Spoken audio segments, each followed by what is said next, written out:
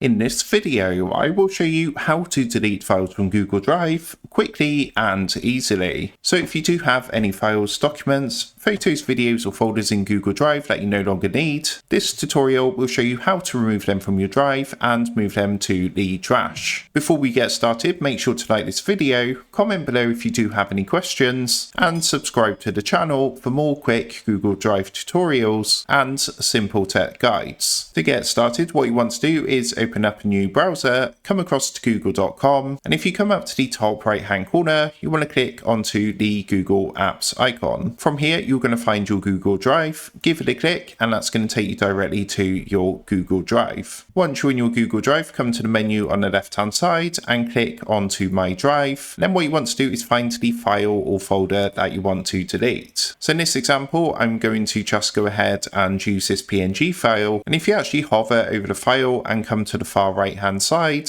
what you want to do is click onto the three dots where it says More Actions, and on this menu that comes up, you're going to see an option to move to trash. Give that a click. As you can see, it says File, Move to Trash. What you can then do is come over to the menu on the left hand side, click onto Trash, and you're going to find your file in here, and you can permanently delete this by coming up and clicking onto Empty Trash at the top. It's going to ask if you want to delete forever. Click the button, and that's going to fully delete this from your Google Drive. So that is how to delete files from Google Drive. With that being said, I hope this quick tutorial did help you out today, and if this did help you out, I would really appreciate it if you was to consider dropping down below the video, leaving a like, and also subscribing to the channel. With that being said, I just want to take a minute, thank you guys for watching this quick tutorial, and I will see you in the next video.